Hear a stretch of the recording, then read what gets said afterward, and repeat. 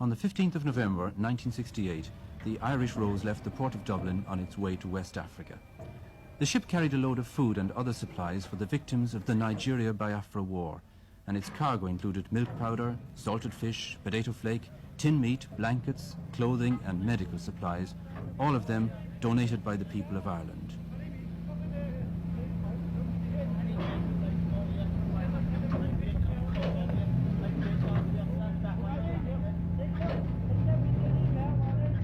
The Irish Rose was the third shipload of supplies sent out of Ireland in the last few months through the agency of the joint Biafra famine appeal.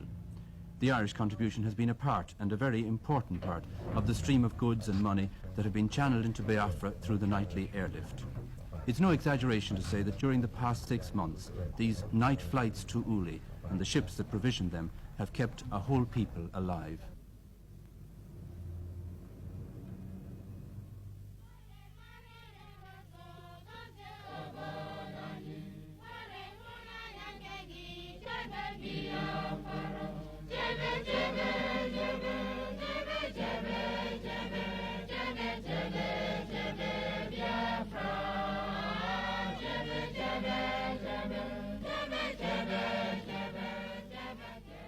On the 30th of May 1967, the independence of the Republic of Biafra was declared.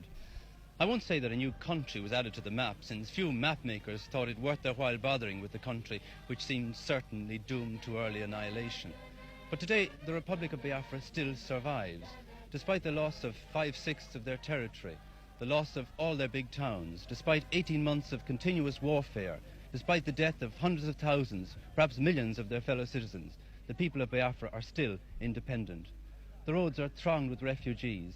Hunger and poverty are everywhere. One thing alone remains undiminished: the sheer naked will to survive. Every aspect of life in Biafra today is dominated by the fact of war. At Esnehita, for instance, Mass is usually said in the open air.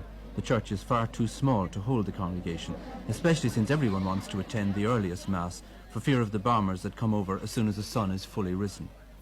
Today is a feast of Our Lady, and there's especially large attendance. The sermon is in praise of the Mary girls, the members of the Sodality of Our Lady. And our own Mary girls at the moment are engaged in just that type of work. Many of them are helping in the feeding centres. More than half of the people of Biafra are Christians, and among them Catholics form by far the largest group. The foundations of the church among the Igbo people were laid by an Irishman, Bishop Shanahan, in the early years of this century. His work was continued by other Irish priests and nuns, and they built up an impressive network of churches, convents and schools extending over the whole Igbo territory. Nearly all of them belonged to Bishop Shanahan's own order, the Holy Ghost Fathers, or to the sisterhood he founded to work here, the Holy Rosary Nuns.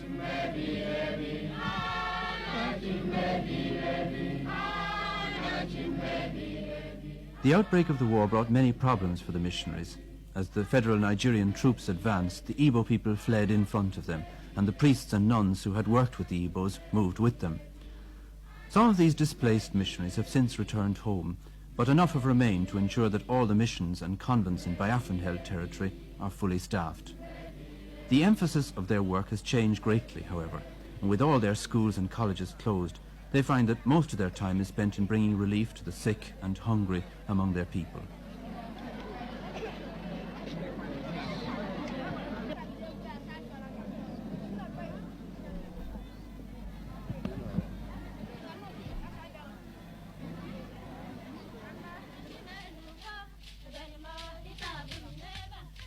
In the little village of Amimo, the Mary girls are celebrating the feast day in their own way.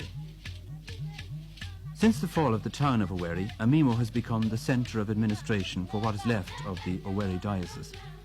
Bishop Joseph Whelan, the Bishop of Owerri, moved here after the capture of the city in September, and he was joined here a few days later by the nuns from the Holy Rosary Hospital at Emekuku. Well, I felt very happy that the nuns took the same decision that we did. They decided that it was their place to stay with the people. And even when they evacuated Emekuku Hospital, which was their first foundation in Owerri, and we called it the mother of all the churches, when they evacuated their big hospital, they came down here to Amimo, and 6 have actually remained on, 2 of whom are sister doctors. And they usefully put down their time now looking after the sick, visiting the bush, visiting the camps. What effect has the war had on your relationship with the people here? I understand at the beginning of the war that things were rather unpleasant for the missionaries. They were unpleasant because all white men were identified with Britain, and Britain was the enemy. But people soon began to see that we, the missionaries, were staying with our people, that we were anxious to help them, that we were a consolation to them. So they welcome us now, as you can see here today. And also, of course, you're a provider of food. Oh, we're our providers of food for them. We have our feeding centres, and we have helped in a big way to overcome the famine. When you left the Diocese of Owerri, or rather the town of Owerri, you left it at a time when it was very hopeful for the future, just building your cathedral. What were the circumstances of your leaving, actually? Well, the military circumstances were that our own army had no arms or ammunition to defend the town, so the town fell really without a shot. And our people had evacuated on the Friday and the Saturday. Sunday morning after Mass for some of the military, I left myself. And that was one of the saddest experiences of my life, because for 20 years I have been bishop here and built up the diocese, built up a cathedral, a whole education centre, a whole centre of administration. Then in one day, it's all lost. One of the few things salvaged from the fall of Owerri was this machine for making altar breads. The machinery was imported from Italy just before the war began and has been in continual use ever since. The war has obviously made no difference to the deep faith of the Igbo people. Working at full capacity, these girls can produce 250,000 communion hosts every month. But even at that, they only barely manage to keep pace with the needs of the Owerri diocese, and the other 4 dioceses in Biafra have to provide their own supply.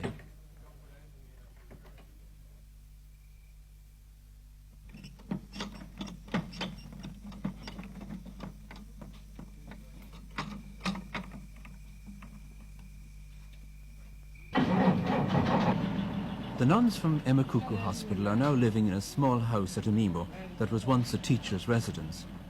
From here, the sister doctors set out each day to visit the refugee camps in the neighbourhood. In the last year, the population of Amimo has jumped from 12,000 to more than double that number, as the refugees have continued to flood into the district. The sisters, who are refugees themselves, can sympathise with their plight. Do you remember much of the journey? Was there tremendous congestion on the road? Well, for 2 days before we left in Makuku, the refugees were on the road day and night. Cars were absolutely whizzing past all night. Then most of the refugees were travelled by foot, as they say, or on bicycles. And it was usually a man wheeling the bicycle and a baby on the back, or the mother on the back with a baby on her lap and a baby on her back. And then another baby on the handlebars, and they usually had a goat or 2 attached to the back of the bicycle. And that was a steady stream all along. It was just pathetic. Even some of the mothers just couldn't take the whole of their families and lost some of the children on the way, because there was a lot of bombing these few days, you see. And they would be walking along the road, and the next thing the jet would come overhead, and everybody ran for bush, and in the scurry they often lost their children. And we got 2 of children that were just left behind like that on our way to Amimo. And you took them here and we kept took them here, as Father, and kept them for a while. We haven't got a hospital here now, we just do bush work. But we kept them for a while because we have a few beds in the boys' school. We keep bad patients. And when these children got a bit better, we moved them to Amimo Hospital. So you've been completely uprooted from your hospital and you've had to adjust to a Absolutely, new Father. kind of life. What are you doing here in Amimo? Well, we had to form our policy when we came to Amimo, you see, because there were 6 of us and we had been used to a very well-run hospital. We had a training school for general nurses and for midwives. And after much consultation with parish priests and the bishop and the welfare officers belonging to government, we decided that we would go in for social work and, village visitation in a big way. So we decided that we would first do this area of Mimo, which comprises of 5 villages, and each village has about 7 compounds, you see. And in each of these compounds there are, well, anything between 600 and 1,000 people. So we decided that we would see everybody in each compound, whole families together.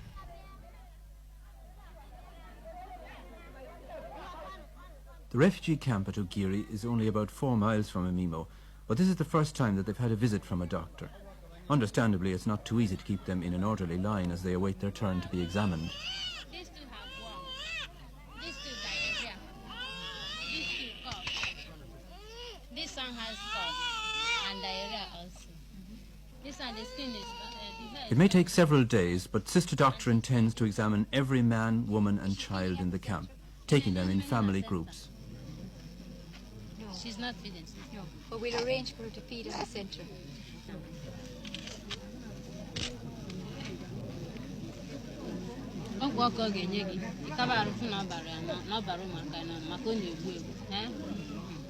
Give her that nurse.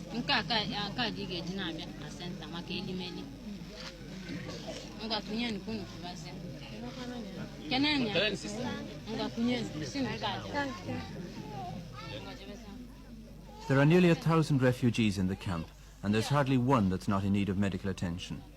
The disease of kwashiorkor, which is caused by lack of protein food, is widespread, especially among the children.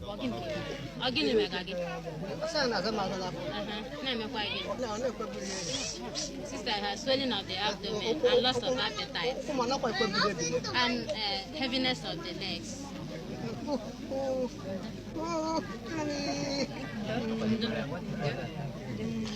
Where is his family?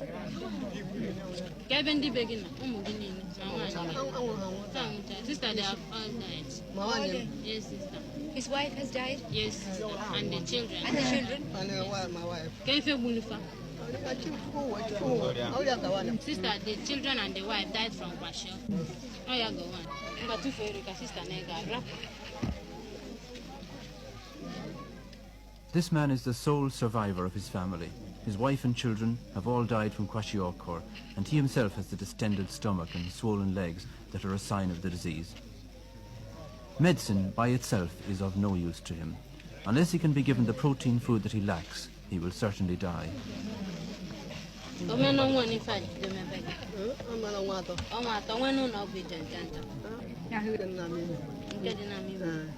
So come to see his nurse at the centre. No, bring that down now to nurse. The refugees in this camp are from the Port Harcourt area, and somehow it adds an extra dimension of pathos to the scene when one learns that many of them are professional people, teachers, bank officials, civil servants. In Port Harcourt they had comfortable homes, cars, fridges, television sets. Here at Ugiri, even the barest essentials of food, clothing and shelter are lacking.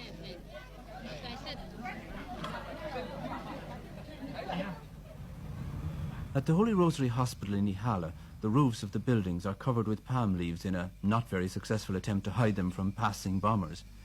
But at least the buildings are still standing and the hospital still functions. All day long, the lorries roll up to the hospital entrance filled with new patients, wounded soldiers from the battlefield and civilian victims of the bombing and shelling. There are no ambulances and the wounded are laid on the bare floorboards. To save precious petrol, the lorry waits until it's full before making the journey to the hospital.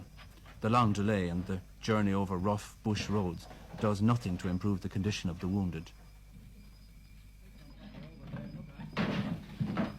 The doctors, who are all Biafrans, work wonders under impossible conditions. There's a shortage of food, medicine and equipment.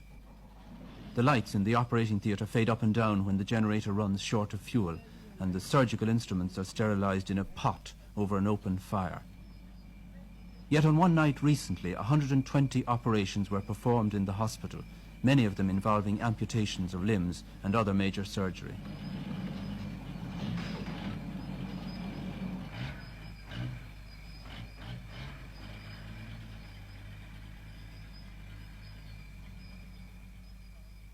One lorry has barely finished unloading before another draws up with a new set of patients for the hospital.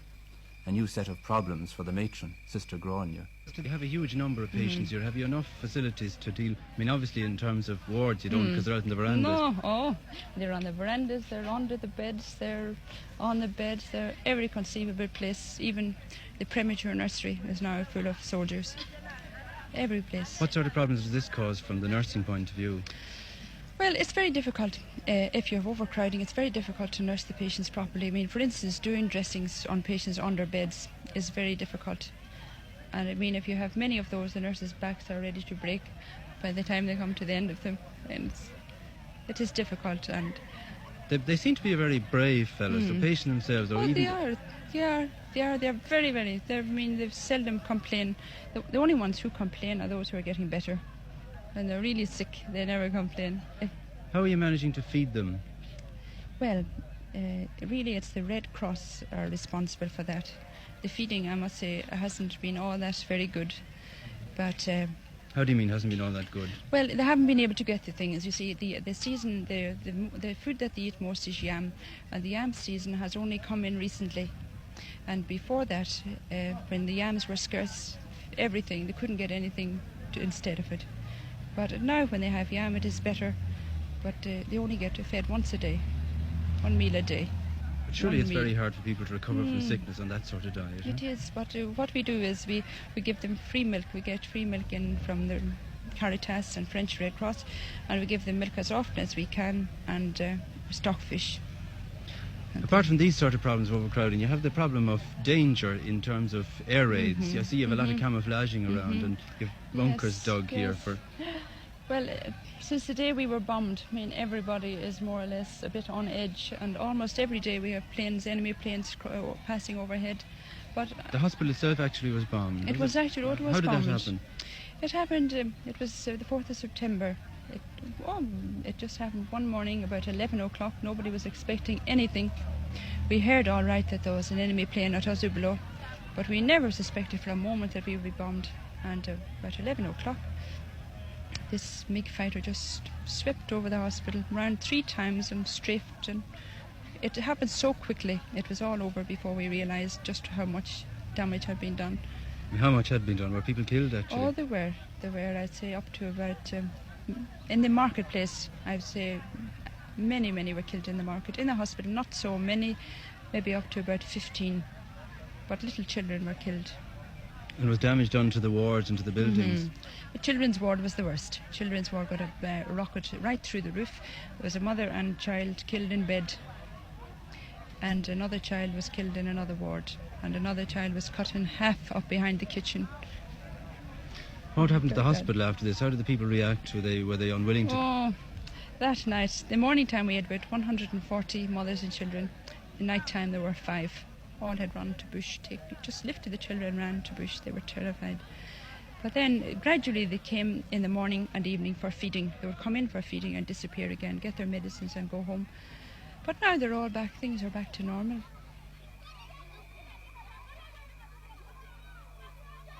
Day after day in Biafra, the unending search for food goes on. The village restaurants still display their grandiose names to the passers-by, but their prices have soared and their menus have shrunk almost to vanishing point. There's nothing to drink except palm wine, nothing to eat except some fruit and vegetables, and even to buy these you need a very well-filled purse.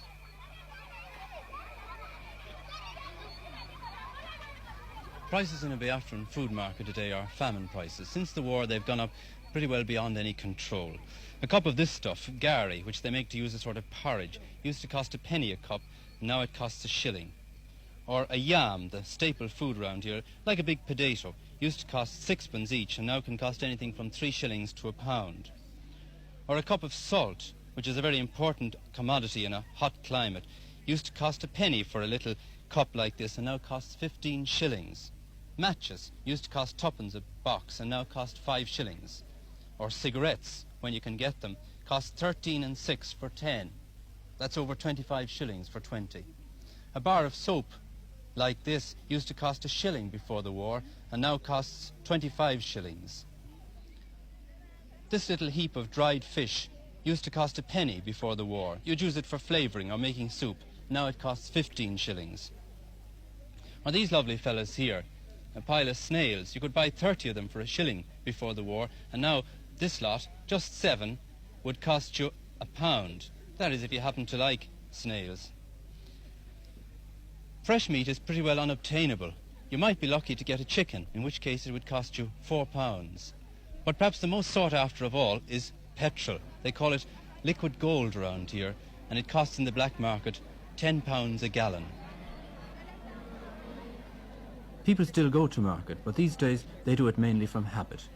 Even if there were anything to buy, the prices would put it beyond the reach of all but the wealthiest. The market here at Nguru has an air of unreality about it, as though the real centre of action were somewhere else, and in fact it is. About a quarter of a mile from the Nguru marketplace there's a large convent and school, and it's here that the people come for their food rather than to the once crowded market. The complete breakdown of the traditional system has left them entirely dependent on outside relief agencies like Caritas, the Red Cross and the World Council of Churches. This food centre begins operating shortly after 6 each morning, and it has an average daily attendance of 3,000 women. This morning, each one is given a piece of stockfish to begin with. These dried, salted codfish are probably the most useful of all the relief foods. They are light and easy to handle, and they contain the vital protein that is lacking from the native food. The fish is followed by soup, made from vegetables bought locally.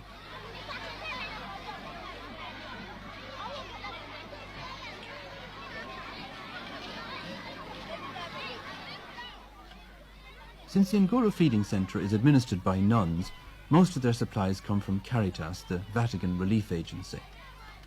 Every night, Caritas planes break the economic blockade and fly in food, medicine and money to the airstrip at Uli.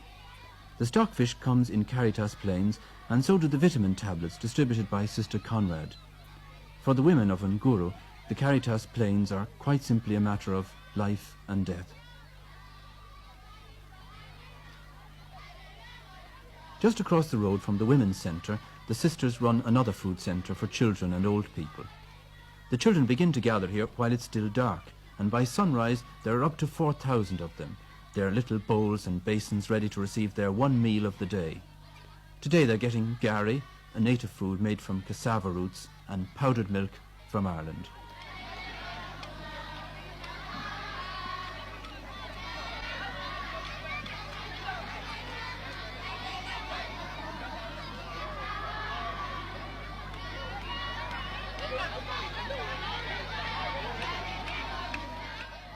The children are supposed to form orderly lines and quietly await their turn to be served. But children are the same all over the world, and Mother Columba and her helpers are soon engulfed in a sea of bobbing brown heads. Order is not restored until it has been made quite clear to all concerned that the last scrap of gari has been scraped from the last bucket, and that there is simply no more to be had. By 9 o'clock, the children are leaving the compound, and on the road outside they meet the last of the women returning from the other feeding centre.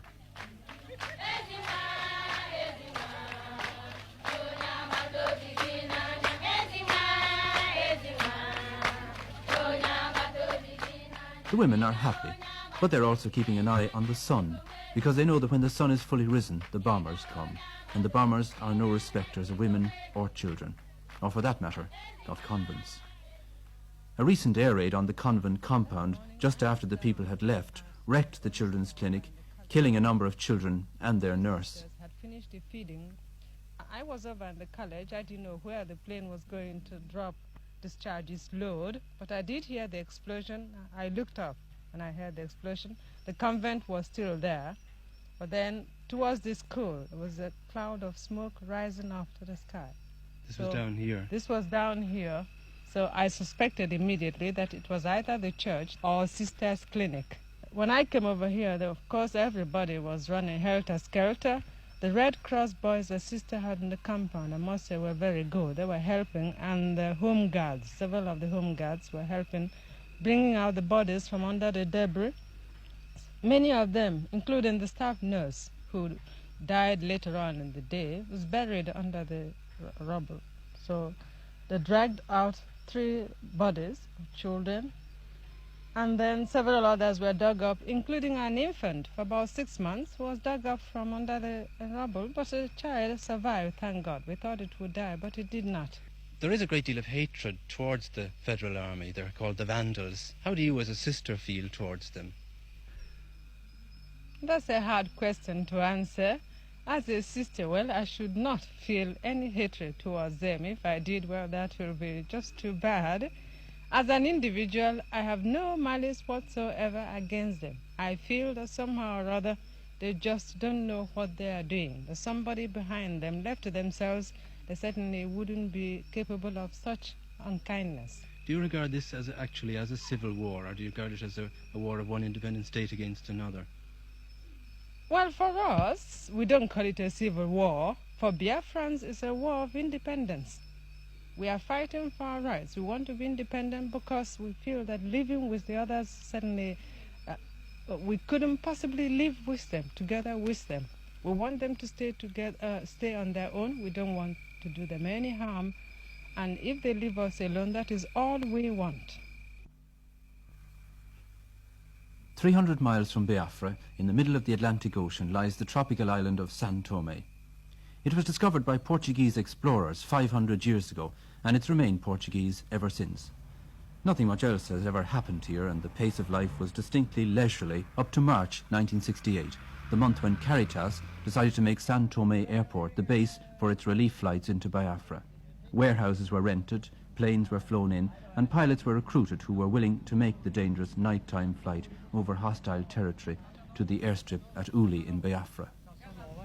The airport in Biafra is pretty primitive. What are the problems for a pilot landing there?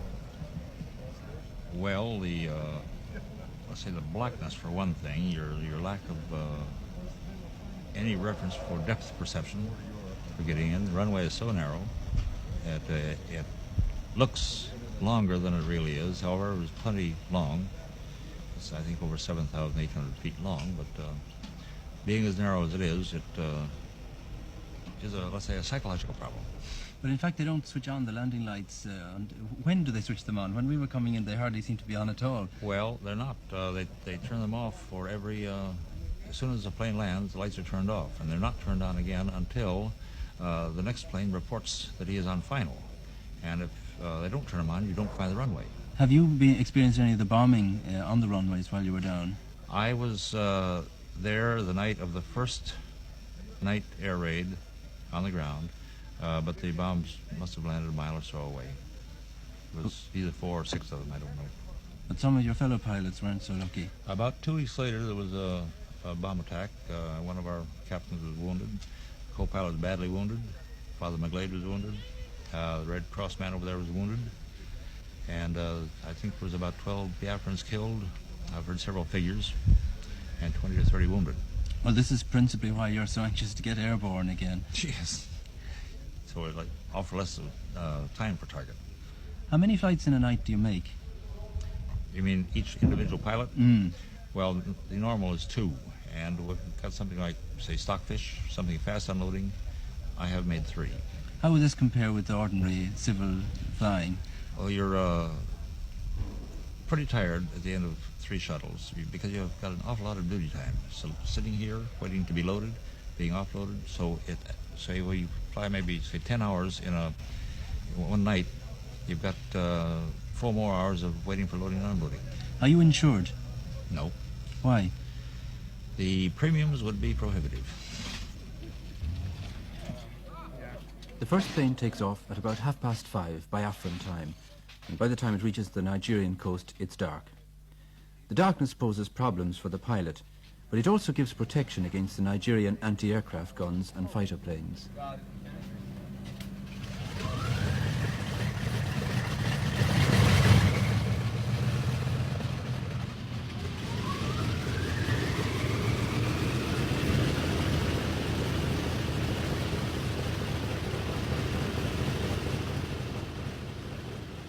The Nigerian government has consistently tried to stop the relief airlift and has accused Caritas of flying in guns and ammunition. No evidence has ever been produced for these accusations, and Caritas officials firmly deny that their planes carry anything except relief supplies to Biafra.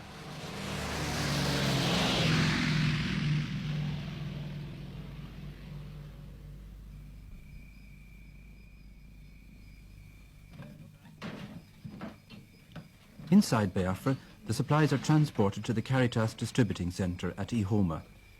A fleet of 26 heavy lorries are waiting here to bring them to the different camps and feeding centres. All the fuel for these lorries has also to be flown in, as well as tyres, batteries and other spare parts.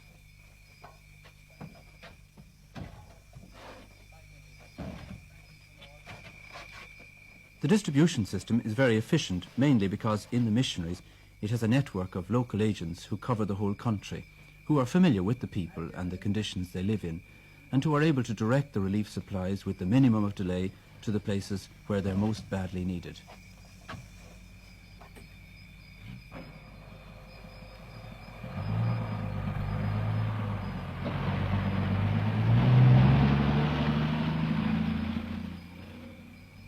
This is Mbutakaya, a small village on the southern zone of the Biafran war front.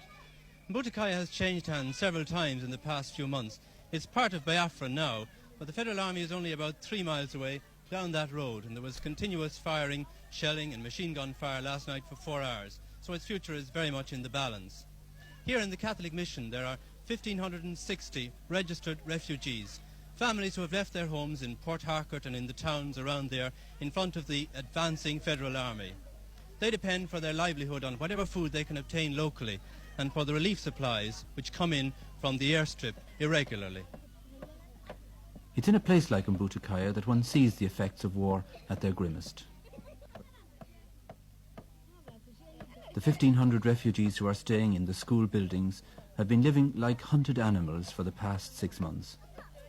When the federal troops advance, they flee into the bush. When they retreat, days or weeks later, the people return again. No outside food has reached them for most of this period, and they've been living on what they could find in the bush: fruit, roots, leaves, and an occasional vegetable. Many have died, especially children and old people. Today, a small truckload of dried fish has come to the village, the first food to come here since the federal troops retreated a week ago. The ration is 1 dried fish for each family.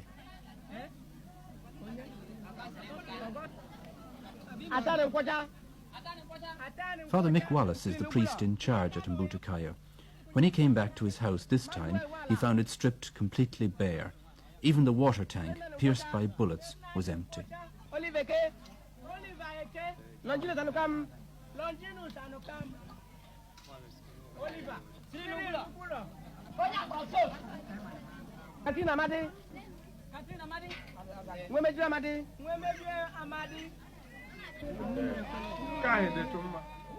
The lorry that brought the fish will not go back empty. The driver, Father Doheny, will inspect all the children in the camp and select the worst cases to be brought away for treatment.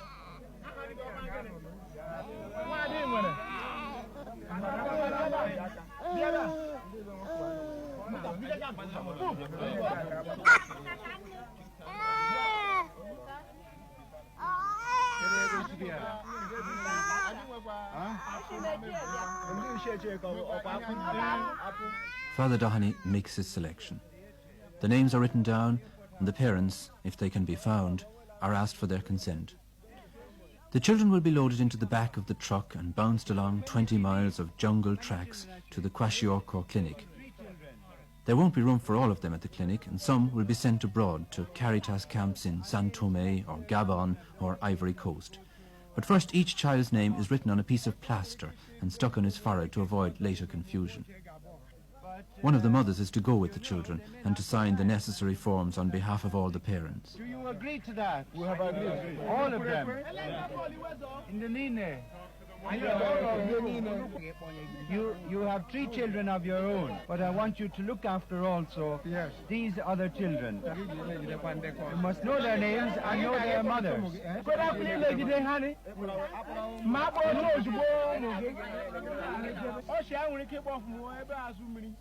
Father Wallace, you've been overrun here by the Federal Army. What's the likelihood of you're actually being cut off here? It's not likely. Why? No, because there are several roads that I can take into the interior of the country, like away from the front, so that I'm no danger really, as long as I have a car with some petrol in it. I only have a few personal things in the house. I have them, keep them in the suitcase all the time, so that if there is any danger, if the Federal Army should make a sudden burst in, I just put the things in the case, put them into the car, call the boy, and away. Not even bother locking the door. Have you had deaths from starvation down here, malnutrition? Oh, plenty, especially of older women, died in the marketplace out there. And some even stayed there when the Federal Army were moving in. Old women, old men. I saw some of them there. I gave them a few pounds as I was passing out myself. I asked them if they were going to move. They said no, that they'd stay here. I don't know what happened to them. I know a lot of them died.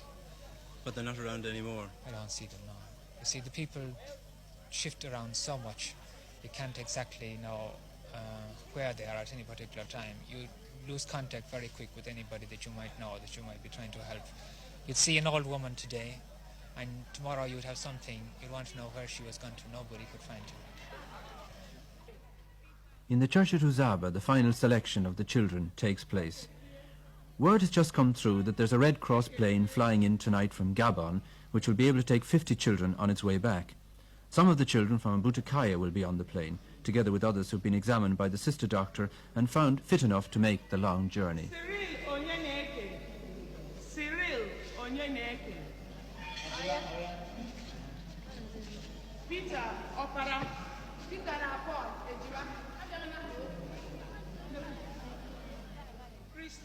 For each child going abroad, a long form has to be filled out in quadruplicate and signed by the parents or the parents' representative. If they can't write, their right thumbprint takes the place of a signature. What is her name? Bibiana Akota.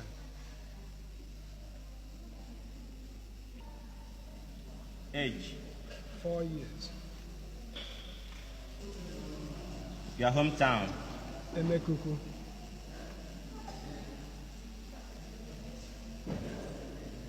Village? According to the small print on the form, the parent agrees that his child be evacuated outside Biafra for treatment and care, be medically operated on if necessary, and be buried abroad in the event of death. Akota. Livinus Akuta. Akota, yes. Can you sign? Yes.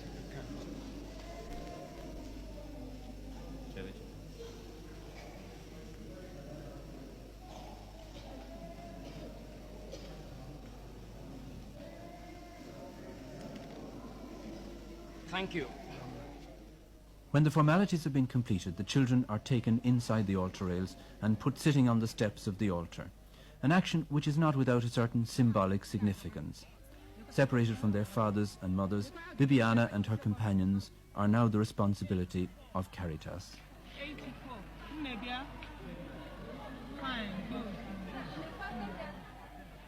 Before they leave for the airstrip, each child is given a numbered medal for purposes of identification. Almost 3,000 children have so far been taken out of the country by Caritas, and it's necessary to keep accurate records of every one. For the purposes of the journey, Bibiana Akuta has become number 66.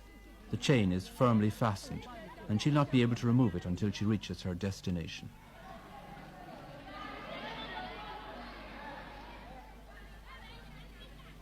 The children will travel to the airstrip in 2 small pickups, 25 in each. Many of them have legs so badly swollen that they have to be lifted into the van. But these children are the lucky ones. For them, the future holds some hope. For those who stay behind, hope is something that grows dimmer every day. In a few more weeks, the local yams and cassavas will all have been eaten, and the next harvest will be 6 months away. The supplies brought in by the relief planes will no longer be a supplement to the native food. They will be all the food there is. When that day comes, it will bring starvation more widespread and terrible than anything that has gone before.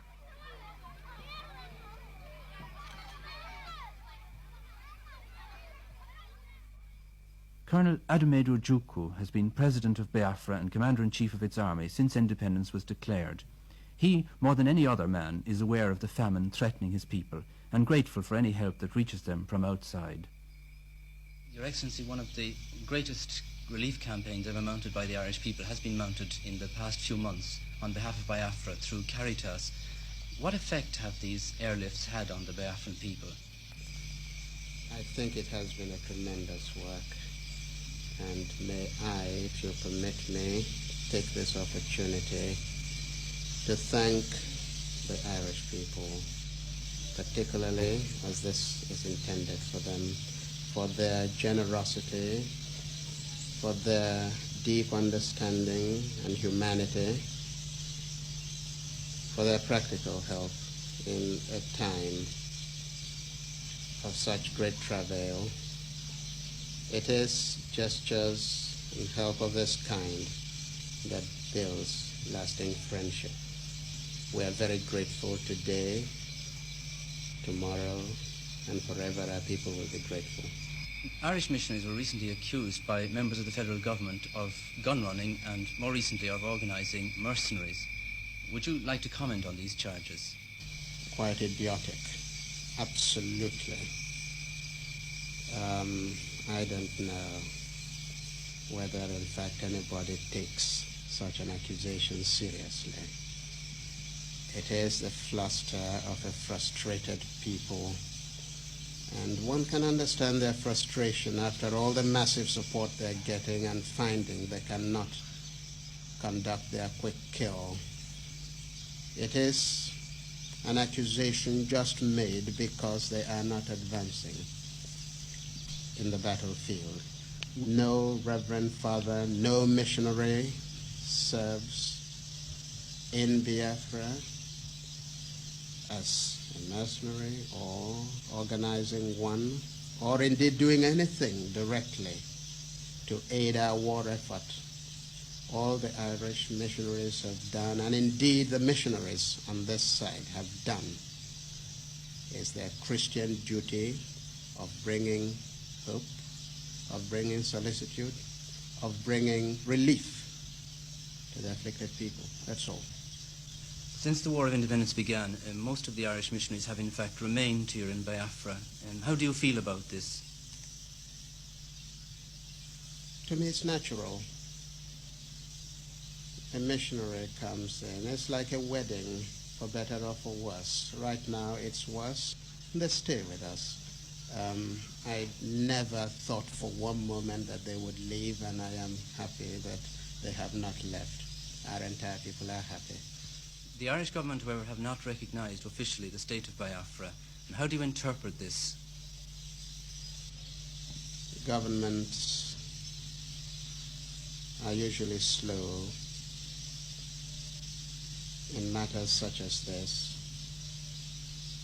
I interpret the reticence of the Irish government as arising from a lack of conviction that a recognition of Biafra at this stage is to her own interest. The people of Ireland have demonstrated their own feeling in this matter, but governments are always slow. I think that it's a good start that the people are understanding.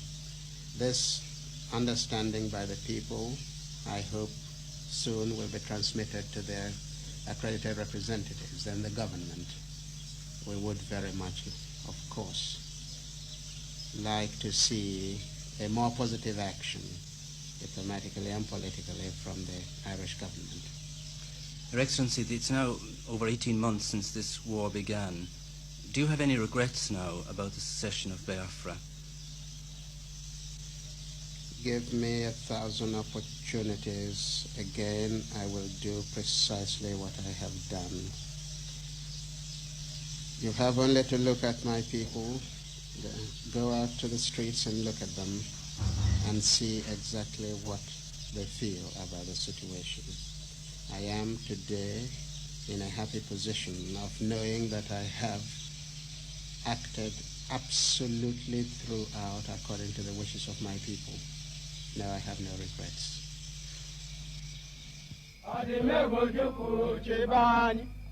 There can be no doubt that the people of Biafra are behind their leader. Soldiers sing the name of Ojukwu as they march along. They may not be winning the war against Nigeria, but at least they're no longer losing it. The war against hunger, however, is going less well. Among the craftsmen of Biafra, only the coffin makers are prospering. Business has been brisk indeed over the past 6 months, and it will become brisker still as the local food supplies are exhausted and the impossibility of feeding a whole people by a nightly airlift becomes apparent. Oh, impossible. After all, we are roughly 10 million in an area the size of Munster. And you couldn't possibly, as Caritas Internationalis have clearly said, we can't feed 10 million people. We can help you. Well, this means certain famine. All this means starvation, utter and complete starvation. Even Oxfam, even representatives from England have said within the past week that they estimate that 2 million people would die at the end of 2 months. And that's not over-exaggerated. As a matter of fact, I insist again, and I've written it several times, you couldn't over-exaggerate the hunger problem. You couldn't. Well, can you see no solution then to this at all? The only solution is the one that we have proposed all the time, and that is a ceasefire.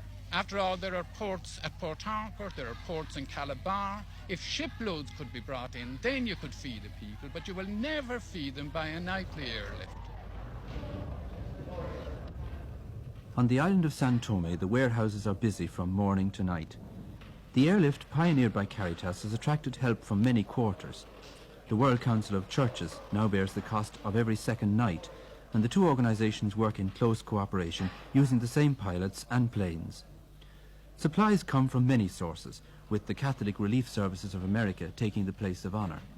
Ireland's joint Biafra famine appeal, England's Oxfam, Germany's Miserior are other organizations that have contributed generously.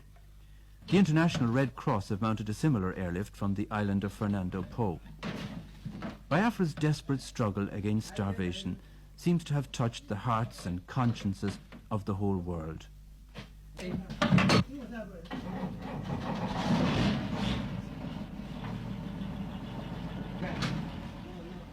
It's an amazing achievement to have sprung from such modest beginnings, and no one is more surprised at it than the man who started it all, Father Tony Byrne, the priest who came to Africa to preach and baptize and ended up directing an airline instead. Father Tony Byrne, last March you organised the airlifting of 60 tons of food from Lisbon to Sao Tome, and this seems to have been the beginning of the airlifting of food. Yes, actually this was the beginning. I came here last March to start the operation